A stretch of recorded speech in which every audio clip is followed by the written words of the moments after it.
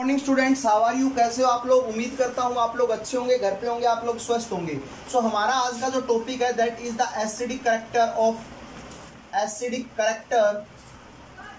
Of alcohol and phenol, है ना बेटा। हम लोग आज एसिडिक करेक्टर की बात करेंगे कि कौन सा ज्यादा अच्छा एसिड है और कौन सा ज्यादा अच्छा आपका फिनोल ज्यादा अच्छा एसिड है। देखिए जरा समझिए बात को बेटा। मान लो मेरे पास कोई भी एक अल्कोहल है ROH, क्लियर है। अगर ये एसिड है तो ये अपने एसिडिक हाइड्रोजन को बाहर निकालेगा, तो बेटा ये क्या बनाएगा?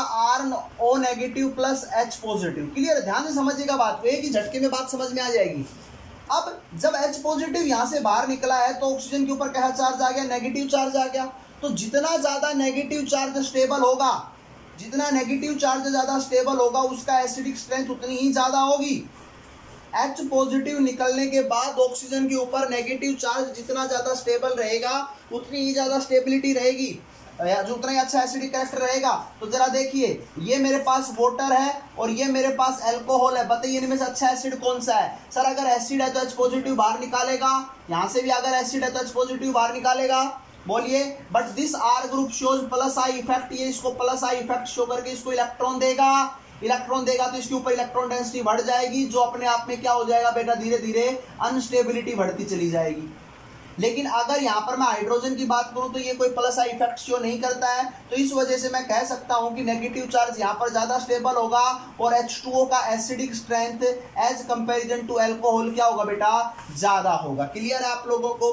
दूसरी बात बेटा, एक क्वेश्चन एसिडिक स्ट्रेंथ पे पूछ सकता है। दूसरा वो क्या करेगा? आप लोगों से pKa की वैल्यू पूछता है या Ka की वैल्यू पूछता है। बेटा ध्यान से समझिए क्वेश्चन, देखो minus log concentration of H positive is equal to किसके बराबर होता है बेटा? pH के बराबर होता है। बोलिए, तो जितना कंसंट्रेशन ऑफ H पॉजिटिव ज्यादा होगा, जितना कंसंट्रेशन ऑफ H पॉजिटिव ज्यादा होगा pH उतना ही कम होगा, क्योंकि माइनस लॉग है बेटा। क्लियर है? तो एसिड के लिए कंसंट्रेशन ऑफ H पॉजिटिव ज्यादा होनी चाहिए, pH क्या होना चाहिए? कम होना चाहिए।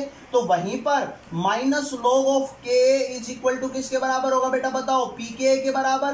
तो जितना Ka की वैल्यू ज्यादा होगी अच्छे एसिड के लिए, pKa की वैल्यू उतनी ही कम होगी। तो अच्छे एसिड के लिए pKa की वैल्यू हमेशा आपकी क्या होगी? कम होगी। तो मुझे बताओ, अल्कोहल और वाटर में किसकी pKa की वैल्यू ज्यादा है? अल्कोहल और वाटर के अंदर pKa की वैल्यू ज्यादा किसकी है? तो आप क्या कहोगे? अल्कोहल की pKa की वैल्यू ज्यादा है, क्योंकि ये एक अच्छा एसिड नहीं है as comparison to H2O। Clear है? दूसरी एक बात और कर लेते बेटा। आप लोगों के पास ये मेरे पास प्राइमरी अल्कोहल है, that means the CH3CH2OH ethanol है। एक मेरे पास सेकेंडरी अल्कोहल है, ये बेटा मेरे पास सेकेंडरी अल्कोहल है, और ये बेटा मेरे पास एक टर्सरी अल्कोहल है। This one is our tertiary alcohol. Okay, तो मैं आप लोगों से बात करता हूं कि इन तीनों अल्कोहल के अंदर से सबसे ज्यादा एसिडिक कौन सा होगा? तो बेटा एसिड है तो इसका मतलब H पॉजिटिव बाहर निकलेगा, और हम लोग ऑक्सीजन के ऊपर क्या चार्ज देखेंगे? नेगेटिव चार्ज देख पाएंगे। और जितना नेगेटिव चार्ज अपने आप को स्टेबल करेगा उतनी ही एसिडिक कैरेक्टर ज्यादा होगा। तो जरा देखिए बेटा, यहाँ पर प्लस आई इफेक्ट एक तरफ से लग रहा है, यहाँ पर दोनों तरफ से लग रहा है, यहाँ पर तीनों तरफ से प्लस आई इफेक्ट लग रहा है। तो सबसे ज्यादा ये ऑक्सीजन के ऊपर नेगेटिव चार्ज अपने आप को अनस्टेबिलिटी महसूस कर पाएगा। बोलो, कर पाएगा या नहीं कर पाएगा? तो सबसे ज्यादा एसिडिक स्ट्रेंथ किसकी होगी बेटा? प्राइमरी की। तो प्राइमरी अल्कोहल की acidic strength as comparison to secondary और टर्सरी की वैल्यू क्या होती है? ज्यादा होती है। तो pKa की अगर मैं बात करूं तो प्राइमरी की pKa की वैल्यू सबसे कम होगी, सेकेंडरी की pKa की वैल्यू सबसे ज्यादा, और सबसे ज्यादा किसकी होगी बेटा? टर्सरी की pKa की वैल्यू उतनी ही ज्यादा होगी। क्लियर है? तो प्राइमरी, सेकेंडरी और टर्सरी अल्कोहल की भी हम लोगों ने बात की। Now we can also discussing about the phenol. बेटा अपने पास फिनोल है, this one is our phenol and this one is our alcohol. बेटा इन दोनों की एसिडिक स्ट्रेंथ की अगर मैं बात करूं तो H पॉजिटिव निकलेगा, ऑक्सीजन के ऊपर क्या चार्ज? नेगेटिव। H पॉजिटिव निकलेगा, ऑक्सीजन के ऊपर क्या चार्ज? नेगेटिव। जहां पर नेगेटिव चार्ज ज्यादा स्टेबल होगा वहां पर आप लोगों का एसिडिक स्ट्रेंथ ज्यादा होगी। So here the negative charge is stabilised by, बताओ बेटा किससे स्टेबलाइज होगा? बेटा बताइए, रेजोनेंस से स्टेबलाइज होगा। स्टेबलाइज तो हो रहा है, लेकिन यहां पर तो इसको अनस्टेबल कर रहा है प्लस आई इफेक्ट शो करके। क्लियर आप लोगों को? तो सबसे ज्यादा जो इन दोनों की अगर मैं बात करूं तो एसिडिक स्ट्रेंथ किसकी ज्यादा होगी? तो आपके पास बेटा जो आपका फिनोल है उसकी एसिडिक स्ट्रेंथ यहाँ पर ज्यादा होगी। सो बात कर लेते हैं किस प्रकार से ऑक्सीजन के इलेक्ट्रॉन्स फिनोल रिंग के अंदर जाते हैं। बेटा जब भी कोई फिनोल है, आप लोग देखते हो फिनोल है in presence of basic medium, ये क्या करेगा बेटा, यहाँ पर आप लोगों के पास एसिडिक हाइड्रोजन को बाहर निकालेगा और क्या बनाएगा, एक फिनोक्साइड आयन बनाएगा। बोलो बेटा, क्लियर आप लोगों को। तो बात कर लेते हैं फिनोक्साइड आयन की, इस पर सोडियम फिनोक्साइड बोलेंगे ना, ओ नेगेटिव। तो इसके अगर मैं रेजोनेटिंग स्ट्रक्चर ड्रा करूं तो ऑक्सीजन इधर जाएगा, ये इलेक्ट्रॉन इधर जाएंगे, बोलिए क्या बनेगा, जरा ध्यान से देखिएगा। आप लोगों को सभी चीजें आती हैं, सिखाई हुई हैं सभी चीजें। नेक्स्ट बोलो, इसी प्रकार से इलेक्ट्रॉन रेजोनेंस करेगा, पार्टिसिपेट करेगा।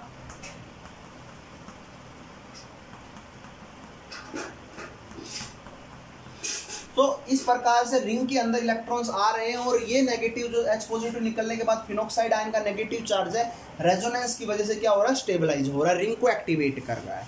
क्लियर आप लोगों को, समझ में आई यहाँ तक की बातें। तो इस प्रकार से हम लोग कह सकते हैं कि ये क्या होता है आपका बेटा,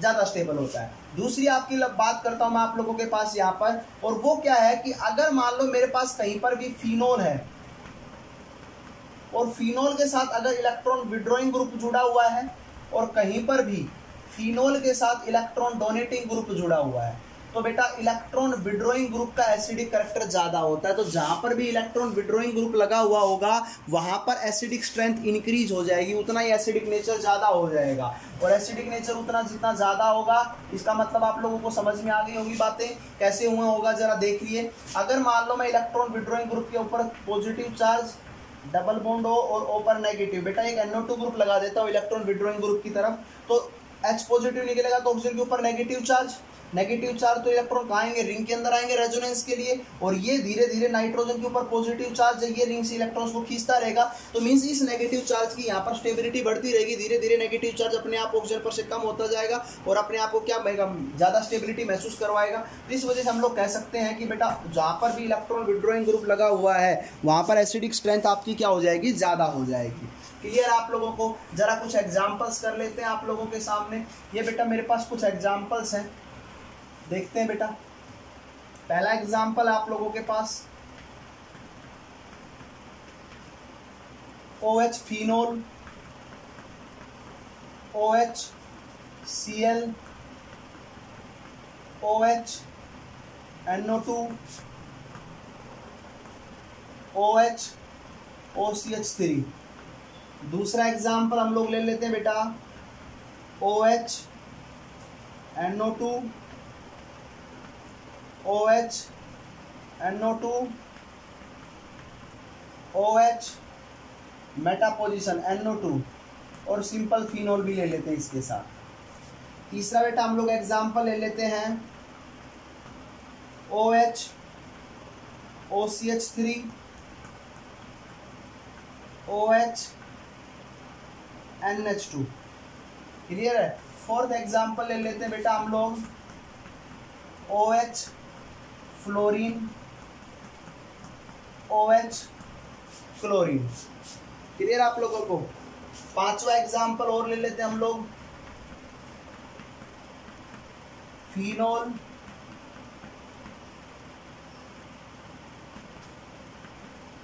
क्लोरोबेंजीन। क्लियर है। तो ये कुछ एग्जाम्पल्स मैंने आप लोगों के लिए लिए हैं जिसमें आप लोग देख पाओगे और कर भी पाओगे। तो बेटा सबसे पहली बात, यहाँ पर सर इलेक्ट्रॉन विड्रॉइंग ग्रुप है, इलेक्ट्रॉन विड्रॉइंग ग्रुप है और इलेक्ट्रॉन डोनेटिंग ग्रुप है। बेटा ऑक्सीजन के ऊपर लोन पेयर होंगे, रिंग को इलेक्ट्रॉन डोनेट करेगा तो डोनेटिंग ग्रुप।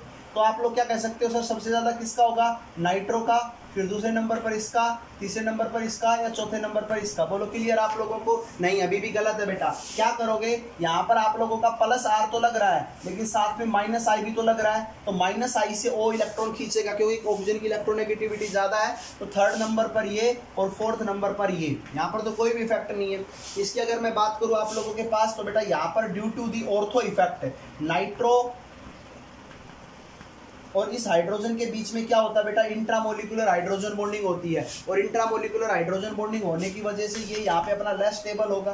तो सबसे ज्यादा नंबर पर, एक नंबर पर ये स्टेबल होगा, दूसरे नंबर पर ये होगा, तीसरे नंबर पर ये होगा और फोर्थ नंबर पर ये होगा। क्लियर आप लोगों को। तो ध्यान रखनी इस बात को। नेक्स्ट बेटा आप लोगों के पास ये इलेक्ट्रॉन डोनेटिंग ग्रुप है, प्लस आर शो कर रहा है, साथ में माइनस आई। सर ये भी इसके पास लोन पेयर है तो प्लस आर तो शो कर ही रहा है और माइनस आई शो कर रहा है। क्लियर आप लोगों को? तो इस प्रकार से हम लोग कह सकते हैं, और क्या कह सकते हैं कि आप लोगों के पास प्लस आर इफेक्ट और माइनस आई इफेक्ट की वजह से ये स्टेबल है अपने आप में, लेकिन प्लस आर तो एसिडिटी कैरेक्टर को कम करेगा।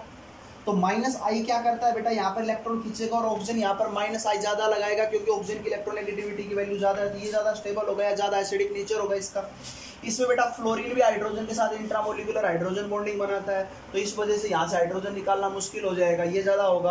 और यहाँ पर बेटा आपका ये होगा, क्योंकि ये एक इलेक्ट्रॉन विड्रॉइंग ग्रुप है। क्लोरीन एक प्लस आर इफेक्ट शो करता है और माइनस आई इफेक्ट भी शो करता है। क्लियर आप लोगों को? तो इस प्रकार से कुछ आप लोगों के पास एग्जाम्पल्स थे, और इन एग्जाम्पल्स उम्मीद आप लोग कर पाओगे, और प्लीज एक बार घर पे कोशिश भी करनी है आप लोगों को। ओके, सो आप लोग स्क्रीनशॉट ले लीजिए इनका एक बार, और ये एग्जाम्पल कर लीजिए। इसकी और डीप हम बात कर सकते हैं, आप लोग कर भी सकते हो अपने आप में। तो ध्यान रखना है बेटा, प्लस आर क्या होता है, माइनस आई क्या होता है, प्लस आई क्या होता है, माइनस आर क्या होता है, हर चीज़ के बारे में आप लोगों को पता होना चाहिए। मैंने थोड़ा सा वीडियो को शॉर्ट करने के लिए बहुत फास्ट चीज़ें बताई हैं आप लोगों को, सो प्लीज़ आप लोग अच्छे ढंग से देखिए चीज़ों को। Okay, thank you, have a nice day.